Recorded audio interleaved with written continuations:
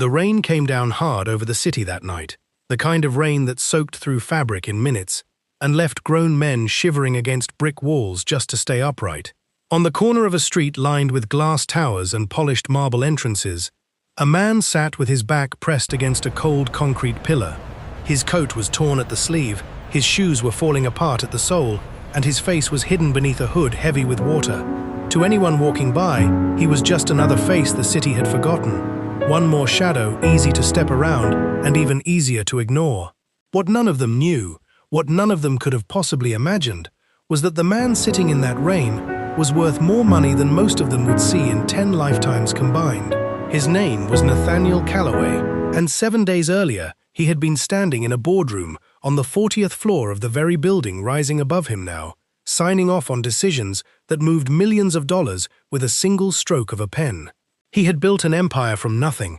starting with a single idea in a cramped apartment and turning it into a company whose name appeared on buildings, on billboards, on the lips of people who had never even met him. He had more money than he could spend in several lifetimes, more power than most people could imagine. And yet, as he sat in that rain, none of it meant a single thing.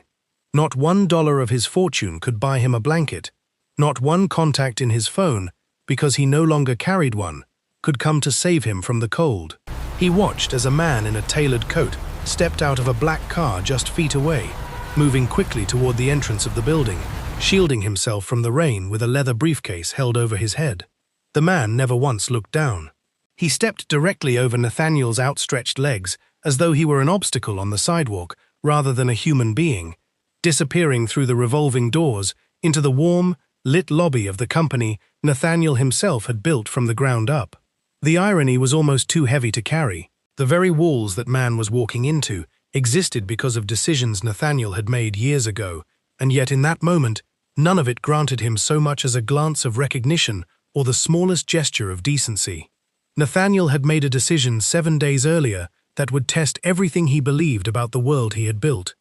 He wanted to know, truly know, without the filter of wealth or title, who around him would still show kindness to a stranger who could offer them absolutely nothing in return. He wanted to see his company, his family, and the city he called home through the eyes of someone invisible. So he disappeared. He left his phone behind, dressed himself in worn second-hand clothing, and walked out into a world that had no idea who he really was. For 7 days, he would live as a man with nothing, and what he was about to discover would change him in ways no boardroom decision ever could. Before we dive deeper, let us know in the comments where you're watching from. We'd love to hear from you, and don't forget to hit that subscribe button so you never miss any of our upcoming videos. As the rain continued to fall that first night, Nathaniel pulled his knees closer to his chest and watched the city move around him as though he didn't exist. Cars splashed through puddles just inches from where he sat. Conversations passed by in fragments,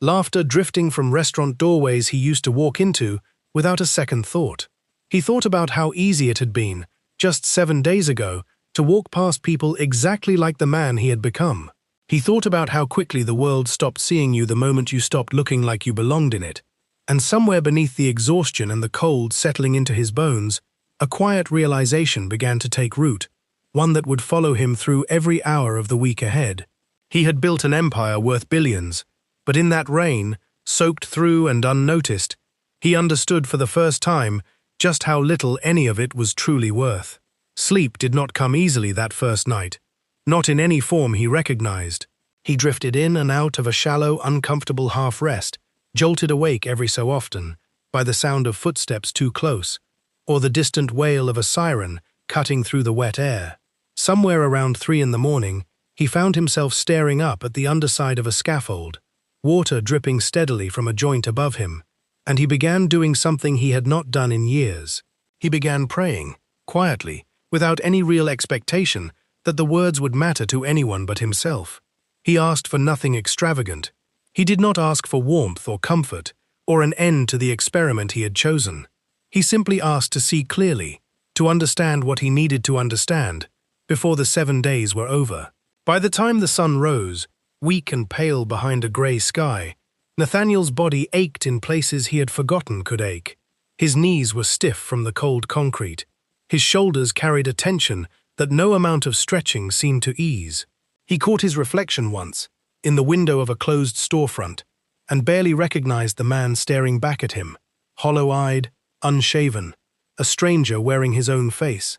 For a brief moment, he considered ending it there, walking back to his apartment only blocks away, showering away the last 12 hours, and convincing himself he had learned enough. But something in him refused to let the thought take hold. He had come too far to turn back now, and some part of him, buried beneath the exhaustion, already suspected that the truth he was searching for would take longer than one uncomfortable night to reveal itself. Not long after sunrise, a police officer walking his usual patrol nudged Nathaniel awake with the toe of his boot,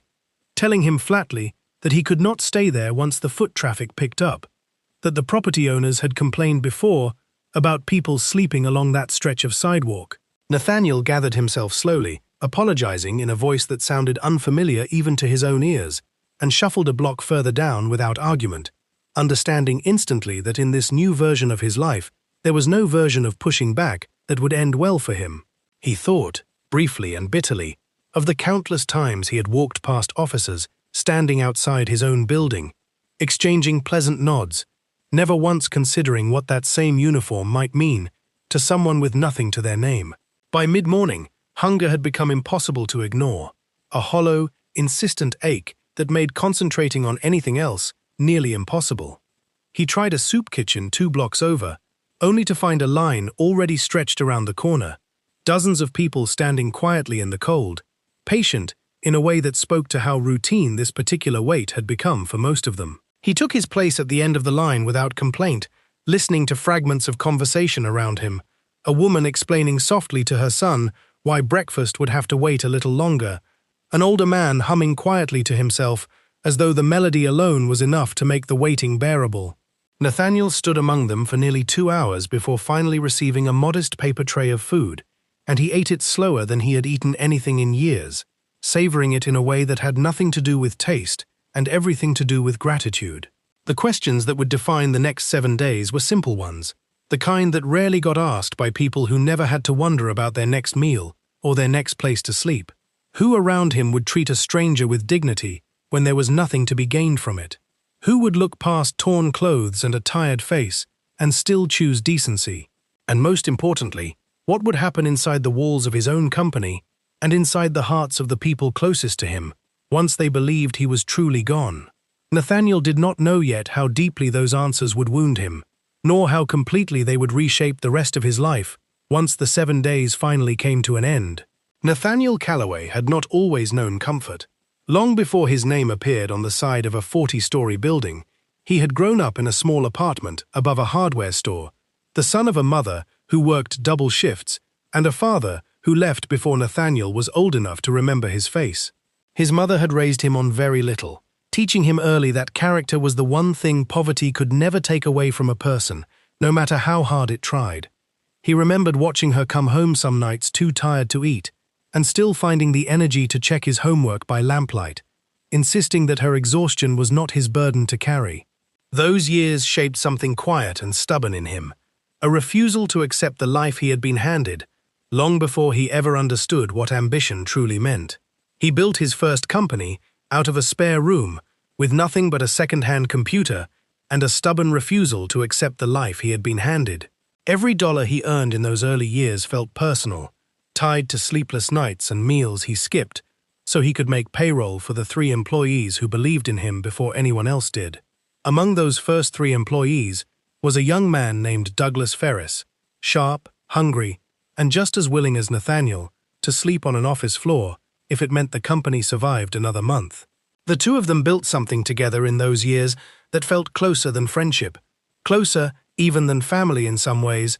forged in the kind of shared struggle that Nathaniel assumed nothing could ever unravel. It was during those same early years that Nathaniel met Elaine, a soft-spoken woman who worked at a small bakery 2 blocks from his first office, and who saw something in him long before his company ever turned a profit. Elaine had a way of grounding him, reminding him on the hardest days that the numbers on a balance sheet meant nothing if they came at the cost of who he was becoming as a person. She used to tell him that success was only worth having if it made him more generous, not less, and for years he carried her words with him like a compass. When she passed away unexpectedly during the company's most explosive period of growth, something in Nathaniel quietly hardened. He buried himself in expansion, in acquisitions, in the endless momentum of building something bigger, because it was easier than sitting still with the grief her absence had left behind. It was a version of himself he rarely thought about anymore, buried beneath decades of growth, acquisitions, and the slow, quiet armor that success tends to build around a person without them noticing. He told himself, for years, that the armor was necessary, that softness had no place in the decisions required to keep an empire standing. It was only in quiet moments, late at night in an apartment far larger than he needed, that he allowed himself to wonder whether Elaine would have recognized the man he had become, and whether she would have been proud of the empire, or quietly grieved the parts of him it had slowly replaced. The man who had stepped over him in the rain outside his own building was not a stranger at all. His name was Douglas Ferris, Nathaniel's business partner of nearly 20 years, a man who had stood beside him through every difficult decision the company had ever faced. Douglas had once been just as hungry, just as grateful, but somewhere along the way, comfort had softened something in him that hunger used to keep sharp. He had grown used to moving through the world without ever having to look down. And that morning, stepping over a man who happened to be the very person who made his fortune possible, he never once broke stride. Nathaniel would replay that single moment more times than he could count in the days that followed, not out of anger, but out of a quiet, aching disbelief that 20 years of shared history could apparently be stepped over so easily. Nathaniel's daughter, Vanessa Calloway, was being prepared to take over the company one day, and in many ways she reminded him of himself in his early years. Driven, sharp, unwilling to settle for less than she believed she deserved. She had grown up watching her father build something extraordinary, and she carried his ambition in nearly everything she did, from the way she structured her mornings to the relentless expectations she placed on herself in every meeting she walked into. But there was a coldness creeping into her decisions that unsettled him more than he wanted to admit. A coldness he sometimes worried had less to do with her own nature and more to do with the example he had unintentionally set in the years since Elaine's passing. Just days before he disappeared, he overheard her dismiss a longtime employee who had lost his position during a routine cutback, telling someone on the phone that it simply wasn't her problem to worry about what happened to people once they left the building. The words landed harder than she could have known, because it was the same kind of thinking Nathaniel had spent years quietly warning himself against, ever since the death of his wife had first taught him how easily wealth could replace warmth if a person let it. He stood frozen in the hallway outside her office that day, listening to his own daughter speak with a detachment that felt uncomfortably familiar. And for the first time in a long while, he wondered how much responsibility for that coldness truly belonged to her, and how much of it had simply been inherited. That single conversation lingered with him for days, growing heavier each time he replayed it in his mind. He began to wonder how much of his company, his family, and the values he once believed he had built his life around still existed underneath the comfort everyone around him had grown accustomed to. He needed to know the truth, not the version people performed in front of him because of his title, but the version that surfaced when no one believed he was watching. So he made a decision that would have sounded impossible to anyone who knew him. He would disappear completely for 7 days, strip away every trace of who he was, and walk back into his own life as a man with nothing at all. The first full day on the street taught Nathaniel lessons no business school or boardroom ever could. He learned which alleyways offered shelter from the wind and which ones belonged to someone else long before he arrived. Boundaries enforced not by paperwork or ownership, but by an unspoken code among people who had nothing left to protect except the small patch of ground they called their own for the night. He learned that a cup of coffee handed to him without a word could feel like the kindest gesture a stranger had shown him in years, and that the absence of eye contact from most passers-by stung far more than he expected it to. He had spent decades being noticed everywhere he went, and the sudden, total invisibility of his new existence unsettled him in ways he had not prepared for. He walked past a diner he quietly held a financial stake in, and was turned away at the door before he could even finish explaining that he only wanted a seat out of the cold.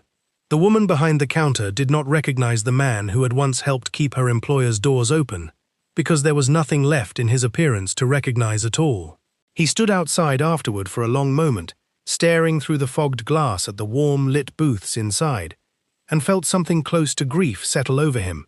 not for the meal he had been denied, but for the sudden, dizzying realization of how thoroughly a person's worth could be erased by nothing more than the clothes on their back. It was on the second night that he met a young man named Marcus Webb, sitting beneath an overpass with a blanket he insisted on sharing, despite having only the one. Marcus had little to his name, and even less reason to trust a stranger, yet he offered what he had without hesitation, teaching Nathaniel how to find warmth, where to find safety, and how to hold on to dignity, even when the world refused to extend any in return. Over the course of that night, Marcus spoke openly about the path that had led him there, a series of misfortunes that could have happened to almost anyone, an injury that cost him his job, a landlord unwilling to wait even a single week for rent, a system that seemed designed to punish hardship rather than help ease it. There was a quiet wisdom in Marcus that Nathaniel found himself thinking about long after their conversations ended, a generosity that had nothing to do with what a person owned and everything to do with who they chose to be. The following afternoon, Marcus led Nathaniel to a government assistance office, patiently walking him through a process that felt designed more to exhaust people than to help them. Long forms requiring documents Nathaniel no longer carried, hours spent waiting only to be told he needed to return the following day with paperwork he had no way of producing. Marcus navigated it all with a weary familiarity, explaining which caseworkers tended to be helpful and which ones simply wanted to move through their line as quickly as possible, regardless of whether anyone actually left with assistance. Nathaniel watched him absorb one bureaucratic dead end after another without complaint, and found himself struck by the sheer amount of effort required simply to ask for help,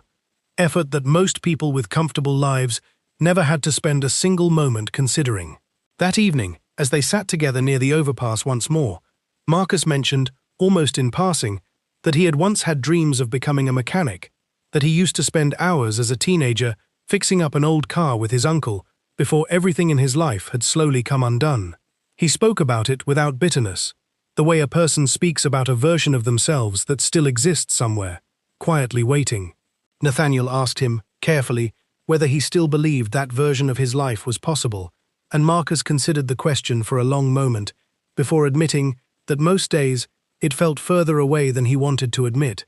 but that he had not yet let himself stop believing it entirely. It was a small confession, spoken plainly beneath a highway overpass, and yet it stayed with Nathaniel longer than almost anything said to him in a boardroom in the past decade. On the third day, hunger and exhaustion led Nathaniel to a small shelter run by a woman named Loretta Simmons, who greeted him not with pity, but with the same warmth she offered every single person who walked through her doors. Loretta ran the shelter with a quiet, unglamorous discipline, rising before dawn to prepare meals for dozens of people, most of whom she knew by name,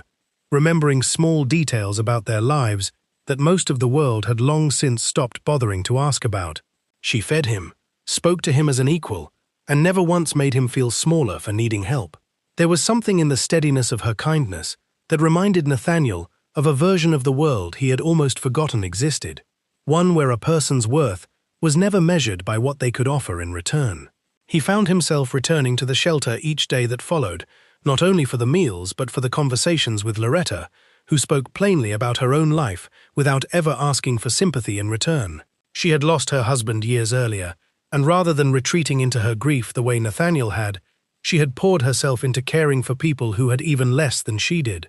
finding purpose in exactly the kind of generosity Elaine had once tried to teach him. He never mentioned his real name, never hinted at the life waiting for him on the other side of the 7 days, but he listened to Loretta the way he had not truly listened to another person in years, and something in him began to soften in her presence, slowly, the way ice gives way to warmth it cannot yet see coming. One evening, after most of the shelter's guests had settled in for the night, Loretta sat beside him at a folding table and asked, without any judgment in her voice, what had brought him to this point in his life. Nathaniel hesitated, aware of how easily the truth could unravel everything, and offered her a version of honesty rather than a lie, telling her simply that he had lost sight of who he was supposed to be, and that he was trying, in his own difficult way, to find it again. Loretta nodded slowly, as though the answer made more sense to her than most of the explanations she usually heard, and told him that losing yourself was far more common than people liked to admit, and that the only real failure was refusing to go looking for what had been lost. She refilled his coffee without being asked, and for a moment, sitting in the quiet hum of the shelter's kitchen, Nathaniel felt something he had not felt in years, a sense of being fully seen by another person, without a single dollar changing hands. While Nathaniel learned to survive as a stranger, decisions were already unfolding inside the walls of the company he had built. Douglas Ferris began signing documents that quietly shifted control over certain accounts, decisions he explained away as routine matters that could not wait for Nathaniel's return. At first, the changes were subtle enough that no one thought to question them. A transfer here, an adjusted contract there, each one justified with the kind of confident language that came naturally to a man who had spent 20 years being trusted without hesitation. Vanessa, believing her father was simply away on private business, stepped further into a leadership role that revealed both her sharp instincts and a hardness that unsettled the people who worked beneath her, several of whom began quietly comparing notes about decisions that felt increasingly detached from the values the company had once claimed to represent. On the fourth evening, standing across the street from the very building bearing his name, Nathaniel watched his daughter walk briskly past a homeless veteran seated near the entrance, never once slowing her pace or lowering her eyes to acknowledge him. It was the same coldness he had overheard in her voice days earlier, and seeing it play out in front of him struck deeper than he expected. He stood there for nearly an hour afterward, long after Vanessa had disappeared through the revolving doors, turning the moment over in his mind again and again,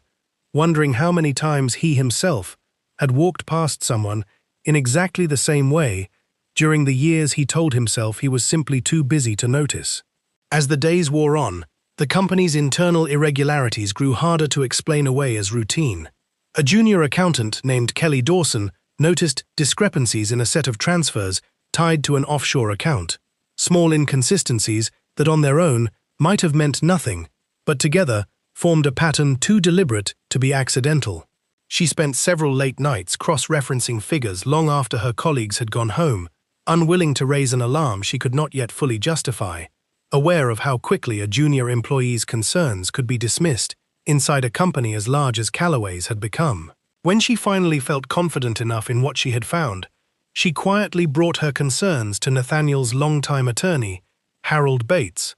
a man who had handled Nathaniel's affairs since the earliest years of the business and who had learned, over decades, never to dismiss a quiet, careful concern simply because it arrived without fanfare. Harold began digging carefully, aware that whatever he uncovered could implicate people close enough to Nathaniel to make the truth painful in ways that had nothing to do with money. He worked methodically, requesting records under the guise of routine compliance reviews, cross-checking signatures, dates and authorization codes late into the evening, determined not to accuse anyone prematurely based on incomplete information. Each new document he uncovered added another thread to a pattern he did not yet want to believe, one that pointed with increasing clarity toward decisions made by someone who had access, trust, and more than enough familiarity with the company's internal systems to move money quietly without drawing attention. During this same stretch of days, a board member named Charles Whitman requested an emergency meeting to address growing unease about the direction of several recent decisions, unaware that the true source of concern had nothing to do with the person he suspected. Vanessa sat through the meeting increasingly frustrated, defending choices she believed were sound, while sensing an undercurrent of doubt in the room that she could not fully name. Douglas, seated calmly at the far end of the table, spoke reassuringly about the importance of decisive leadership during uncertain times, positioning himself as a steady hand, while the very irregularities Harold was quietly investigating sat buried within decisions he himself had authorized. Vanessa left the meeting unsettled, sensing that something beneath the surface did not add up, though she could not yet identify what it was, only that the unease in the room had followed her out the door and refused to leave. Meanwhile, on the street, Marcus Webb was accused by a shop owner of stealing from a display near the entrance, a claim built entirely on appearance rather than evidence,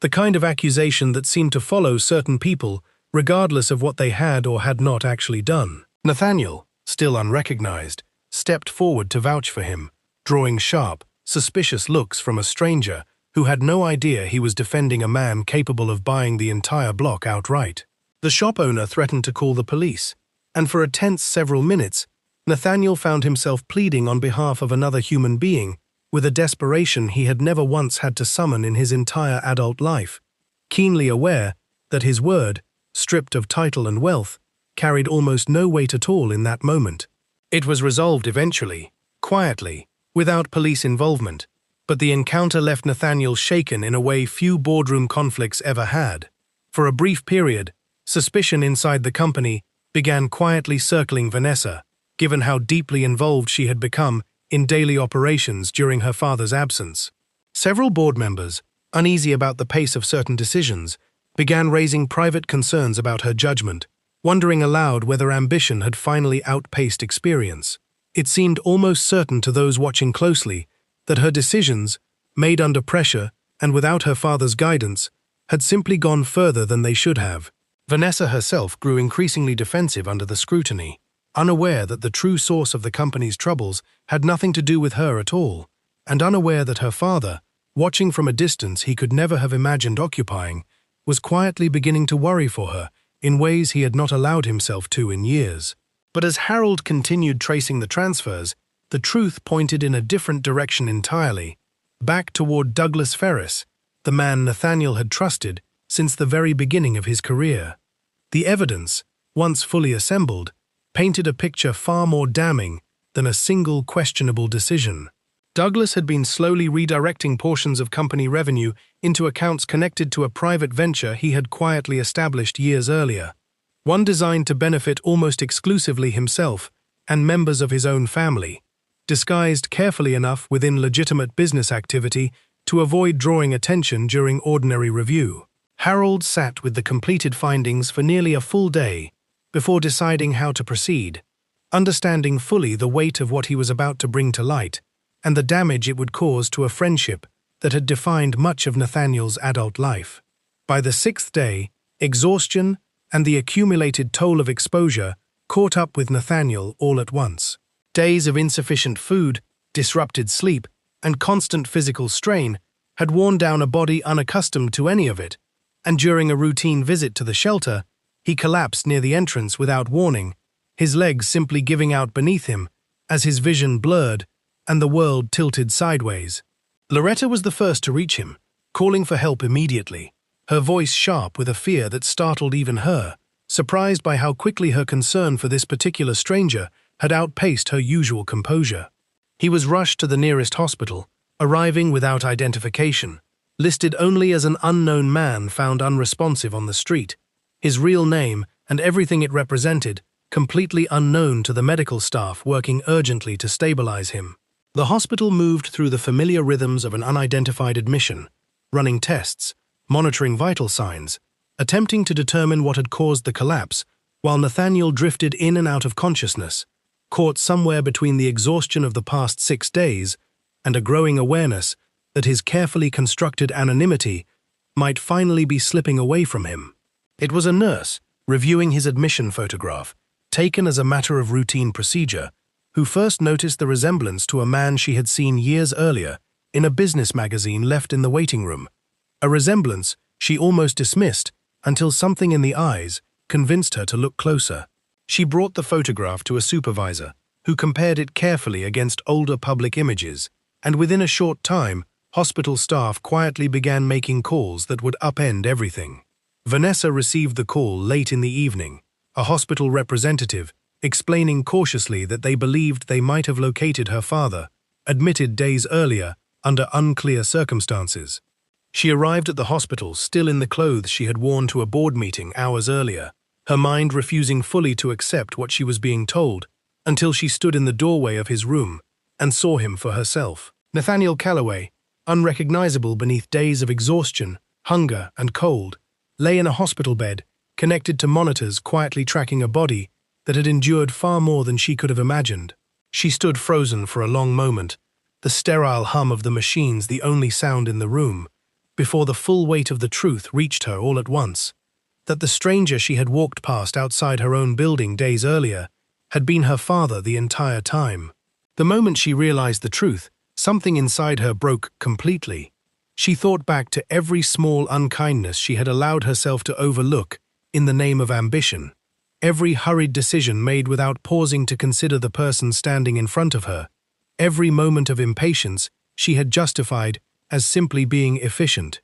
She thought about the homeless veteran outside the building, about the calls she had made dismissing employees as problems to be managed rather than people to be considered. And for the first time in years, she wept without any concern for how it made her appear, sitting beside her father's hospital bed with a grief that had nothing to do with fear for his physical recovery, and everything to do with what his experiment had revealed about the person she had allowed herself to become. Nathaniel remained in the hospital for several more days as doctors monitored his recovery, his body slowly regaining strength, even as his mind worked to process everything that had happened during his 7 days away. Vanessa rarely left his side during that time, and in the quiet hours between visits from doctors and nurses, father and daughter spoke more honestly with one another than they had in years, conversations unburdened by boardrooms or expectations, simply two people beginning to understand each other again. He told her carefully, without cruelty, about the moment he had watched her walk past a man in need without a second glance, and rather than becoming defensive, Vanessa listened, absorbing the weight of it, with a humility that gave Nathaniel his first real hope that something meaningful might change because of what the past week had cost them both. News of Nathaniel's identity spread quickly through the shelter once hospital staff confirmed who he was, and within a day, both Marcus and Loretta made their way to the hospital, uncertain of what they would find or how they would feel once they arrived. Marcus stood quietly near the doorway at first, taking in the sight of the man he had shared a blanket with beneath an overpass, now surrounded by machines and framed by a family whose photographs he recognized from magazine covers he had seen years earlier, in waiting rooms much like this one. He did not know whether to feel proud or foolish, and settled somewhere uneasily in between, unsure how to reconcile the man he had come to respect with the fortune now filling the room around him. Loretta arrived shortly after, standing beside Marcus in silence for a long moment before finally approaching the bed, her expression carrying more hurt than either of them expected to see from a woman known for her steady composure. Doctors ran additional tests over the following days to rule out lasting damage from the exposure and malnutrition his body had endured, gradually easing him back onto solid food and short supervised walks down the hallway to rebuild the strength the week had stripped from him. Each small milestone, sitting upright without dizziness, walking unaided to the window and back, felt strangely significant to him, a reminder of how quickly comfort had once let him take his own body for granted. As Nathaniel slowly recovered, Harold Bates arrived with the results of his investigation, laying out clear evidence that Douglas Ferris had been quietly redirecting company funds into accounts tied to his own family for months,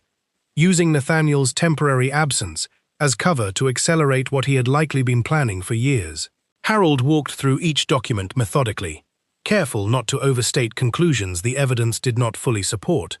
But the pattern was undeniable once assembled in full. The betrayal cut deeper than any financial loss ever could, coming from a man who had stood beside Nathaniel since the earliest, hungriest days of building something out of nothing, a man who had once slept on an office floor beside him rather than let the company fail. Nathaniel confronted Douglas privately rather than publicly, sitting across from him in a quiet room away from the rest of the company, giving him the opportunity to explain himself before any formal action was taken. Douglas offered justifications at first, framing his decisions as reasonable compensation for years of undervalued loyalty, but as Nathaniel laid out the full extent of what Harold's investigation had uncovered, the justifications collapsed under their own weight, revealing a resentment that had apparently been building for far longer than Nathaniel had ever suspected. It was, in many ways, the most painful conversation of the entire 7 days, more painful even than the cold nights on the street, because it forced Nathaniel to accept that comfort and time could quietly corrode even the most sincere loyalty if a person allowed it to. Douglas asked, near the end of their conversation, whether Nathaniel intended to destroy him publicly, and Nathaniel answered honestly that he had not yet decided, that the decision would depend less on punishment and more on whether Douglas was willing to take full responsibility, rather than continuing to search for justifications. Douglas sat in silence for a long time after that, the confident posture he had carried into the room slowly giving way to something closer to the young, hungry man Nathaniel had once known, before comfort had ever entered the picture. He admitted, quietly, that somewhere over the years he had convinced himself he deserved more than what he had been given,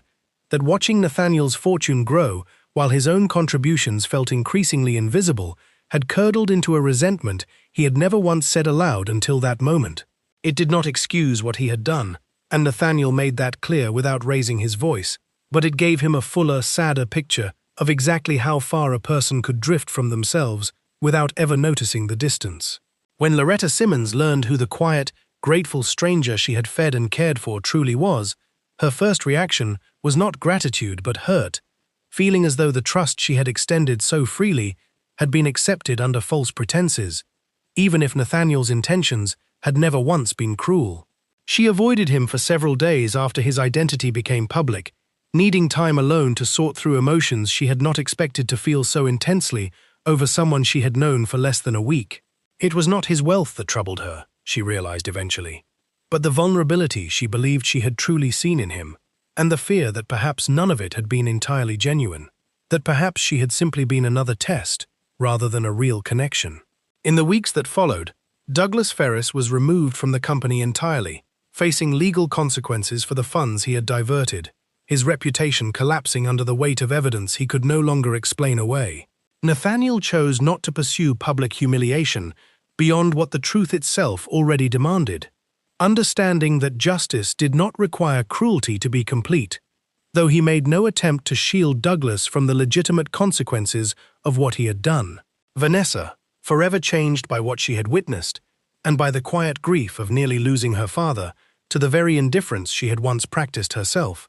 began reshaping how she led within the company, insisting on policies that treated every employee, from the boardroom to the loading dock, with the dignity she had failed to offer a stranger on the street. Nathaniel did not simply return to his old life and give his fortune away as an easy gesture of guilt. Instead, he restructured a portion of his company's foundation entirely, placing Loretta Simmons at the head of a new initiative designed to support people experiencing homelessness with real resources rather than empty charity, and offering Marcus Webb a genuine position within the organization, one built on the character he had already proven long before anyone knew who Nathaniel truly was. He returned to the shelter himself, this time without disguise, and spoke plainly to Loretta about everything the past week had meant to him, acknowledging the hurt his deception had caused, without asking her to simply set it aside. Loretta did not accept the offer immediately. She needed time to reconcile the deception with the kindness she still believed had been real,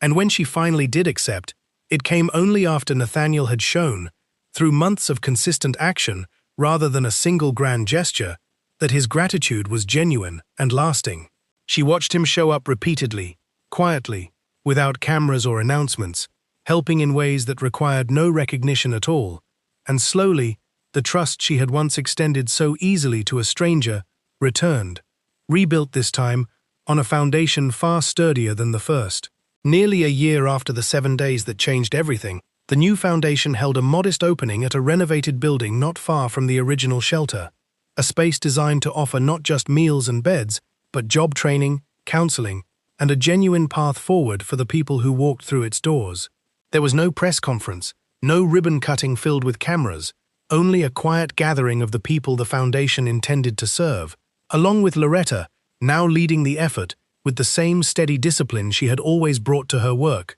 and Marcus, wearing a uniform that marked his first full week in a mechanic's apprenticeship the foundation had helped arrange. Vanessa stood near the back of the room that day, watching her father move quietly among the guests, no longer the man who once measured success purely in numbers on a balance sheet, and felt, for the first time in a long while, genuinely proud of the man he had become again. In the end, the 7 days Nathaniel spent as a stranger taught him something no amount of wealth ever could, that the truest measure of a person is not what they build, but how they treat someone who has absolutely nothing to offer them in return. It was a lesson that cost him almost everything to learn, and one he carried with him for the rest of his life. Long after the cold nights on the street had faded into memory, long after Vanessa had grown into the leader he had once hoped she would become,